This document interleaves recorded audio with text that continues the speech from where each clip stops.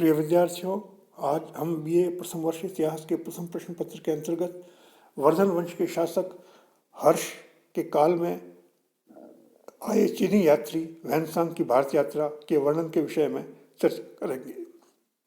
वैनसांग की चीनी यात्री था जो हर्षवर्धन के शासनकाल में भारत आया था। वैनसांग का जन्म 605 ईस्वी में चीन के एक नगर में हुआ था।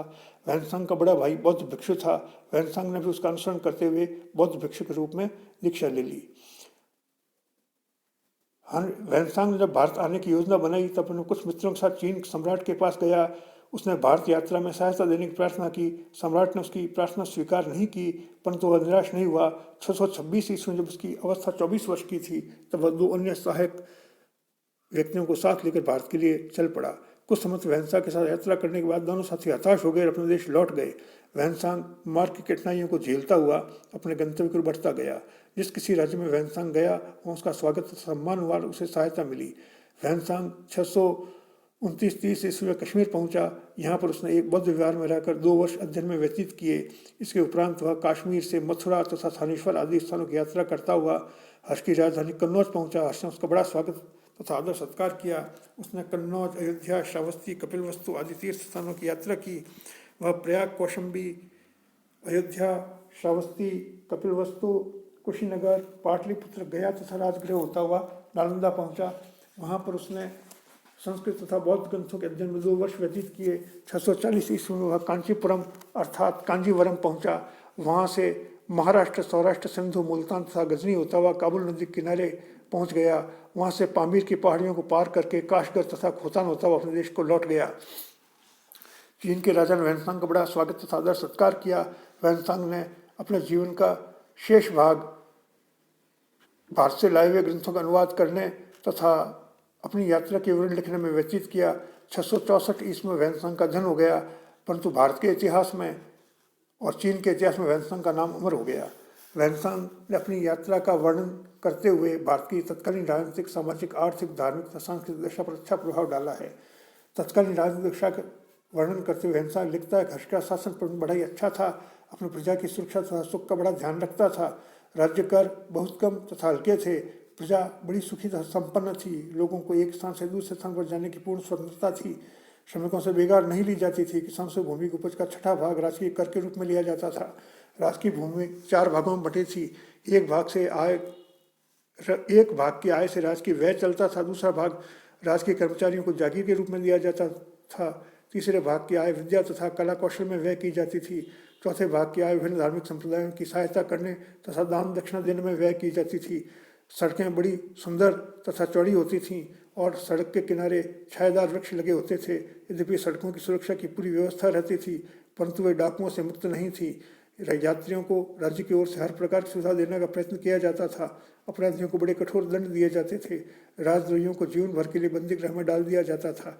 बड़े अपराधों के लिए अंग भंग का दंड दिया जाता था। लोगों के हाथ पैर, नाक कान काट लिए जाते थे। व्यापार से राज्य को अच्छी आय होती थी। हर्ष की सेना बड़ी विशाल थी। उसके सैनिक शस्त्र चलाने में बड़े कुशल थे। सामाजिक दशा के विषय में वह लिखता है कि भारत के लोग बड़ी सरल प्रकृति के ईमानदार होते थे। उनका जीवन बड़ा ही सादा था। लोगों का रहन सहन तथा खान पान आडंबरहीन था। दूध, घी, भुने हुए चने तथा मोटी रोटी लोगों का साधारण भोजन था। मांस, लहसुन, प्याज आदि का प्रयोग लोग बहुत कम करते थे। मिट्टी तथा काठ के बर्तनों में केवल एक बार ही भोजन किया जाता था, फिर उन्हें फेंक दिया जाता था। जाति प्रथा के बंधन कठोर थे। लोग छूआछूत का बड़ा विचार करते थे। वस्त्रों की स्वच्छता पर विशेष रूप से ध्यान दिया जाता था। अंतर्जातीय विवाहों की प्रथा नहीं थी। बाल विवाह का प्रचलन था। पर्दे की प्रथा नहीं थी। स्त्री शिक्षा पर ध्यान दिया जाता था। सती प्रथा का प्रचलन था। विधवा विवाह की प्रथा नहीं थी। विद्या तथा कला कौशल लोगों की बड़ी रुचि थी। संस्कृति विद्वानों की भाषा थी। समाज में सन्यासियों का बड़ा आदर था। वे जनता में ज्ञान का प्रचार करते थे। सन्यासियों पर निंदा तथा प्रशंसा का कोई प्रभाव नहीं पड़ता था। आर्थिक दशा के संदर्भ में वैनसांग ने लिखा है कि हर्ष की प्रजा सुखी तथा संपन्न थी। अधिकांश लोग खेती करते थे।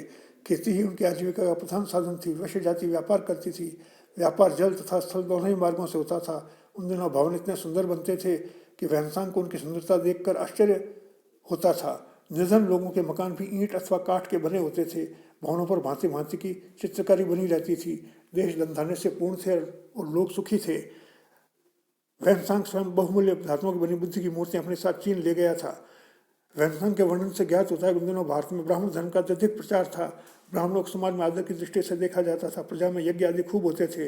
अधिकांश प्रजा वैष्णव अथवा शैव धर्म के अनुयायी थी। थानेश्वर में शैव धर्म का प्रचलन अधिक था। मंदिरों में पूजा के लिए देव मंदिरों और देव मूर्तियों की स्थापना की जाती थी। ब्राह्मण धर्म के साथ बौद्ध धर्म का भी प्रचार था। जिन क्षेत्रों में ब्राह्मण धर्म उन्नत दशा में था, उन क्षेत्रों में बौद्ध धर्म का जोर कम था। बौद्ध धर्म के महायान और हीनयान दोनों ही पंथों का प्रचलन था। पश्चिमोत्तर भारत में बौद्ध धर्म निष्प्राण सा हो गया था, परंतु पूर्वी भारत में उसका प्रचार था।